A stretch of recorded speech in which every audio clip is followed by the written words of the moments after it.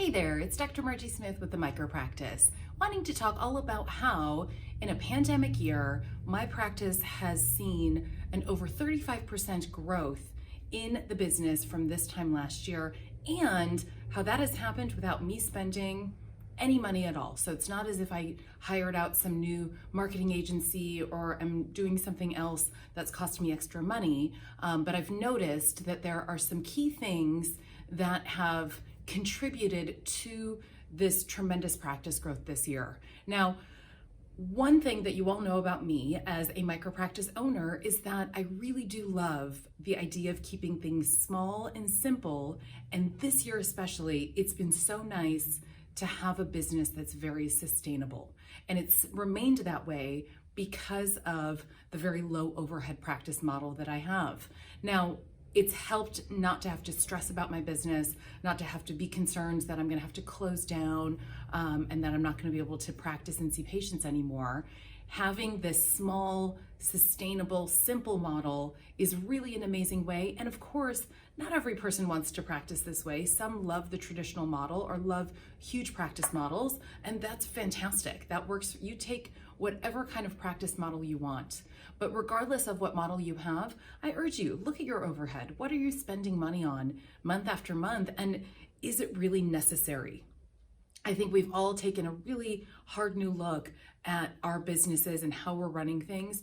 And if anything, this year has caused so much creativity out of people in all aspects of our existence. And I think that in our chiropractic practices, it's okay to keep things small, simple, and ultimately sustainable for the long term. So now what has happened this year that's caused me this awesome practice growth? Well, it's not even something new or exciting that I did this year per se. What I did that contributes to this is something that all of us as chiropractors should have done when we set up our businesses. But I find in my experience, a lot of times chiropractors just kind of gloss over this portion of a business setup or maybe don't see the importance of it or don't think that it's valuable to spend so much time and effort on it. And so what is it? Well, it's defining who we are. And it's defining not only who we are as chiropractors in our own specific practices, but what sets us apart from other chiropractors? What are some of our characteristics of our business that are maybe different from other businesses?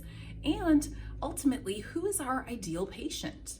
Now, some of you may be listening to this thinking, what does that possibly have to do with 35% growth? Well, some things I think were set the tone for people being more open and people looking for things like chiropractic in their lives, right? People were home more often. They're finding themselves with a little bit more time on their hands than they used to have in some cases. And so things that may have concerned them about their health, their wellness, their aches and pains, whatever it may be, they ultimately, I think, are seeking chiropractic out more than ever. And so where are they going? Where are they learning about us and our practice styles?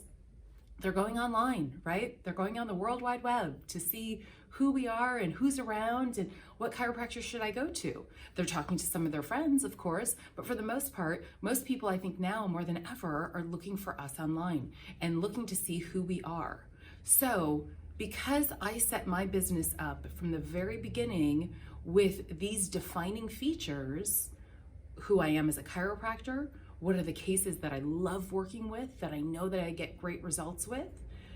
What are some identifying characteristics of my business? And ultimately, who my ideal patient is. Now, when you define all of those things on your own time, like on a piece of paper and stuff, you don't necessarily write that out on your website. You don't say, oh, hi, my ideal patient is blah, blah, blah. You may, I'm not saying that that's like a completely out of left field idea, but the point is that when you have in mind who that is, very specifically, very detailed, then everything on your website, on your social media, with your reviews, everything should be attracting that type of person to you.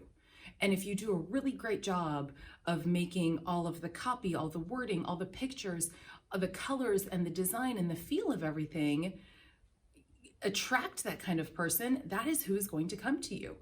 And so I believe that because I set all this up front in my practice Now, when people were seeking out somebody to help them lead a healthier life or help them raise a healthier family, that's who I am, and that's what I'm known for in my community. So whether they are asking their friends or neighbors or they're looking online, they're going to see the same consistent messaging from me and who I am, and ultimately what they are going to get from me in my practice. One of the biggest things that I pride myself on is being very thorough with patients and being very transparent with patients as well. So there's never a question about what their situation is, what their care plan is, what the recommendations are, why I'm giving those recommendations. They're based on a very thorough examination that I did with every patient. And so because of all of that trust and rapport I'm building with each individual patient, they then can very easily communicate that to other people in their lives. And ultimately, that is what has drawn such a larger number of new patients in my practice than I've ever had in this practice, which of course I'm extremely grateful for and I'm extremely happy about, but I can attribute it to these very specific features. So what do? Go back to your website, go back to all of your social media channels, have maybe somebody else take a look at them and see if they can answer you these questions. Who you are as a chiropractor, what you do in your practice, what the patient can expect as a patient in your practice. If a person can't do that from these different channels, then a new patient isn't going to have a clue what they're getting themselves into, and they'll move on to the next chiropractor. So take a look at all of those things and ultimately go back to the drawing board.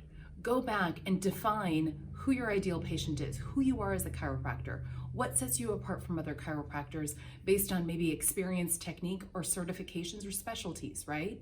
And what are some of your identifying business characteristics? What makes you different than other businesses in the area? All of these things people love to know about before they come in and they establish a relationship and a commitment with you.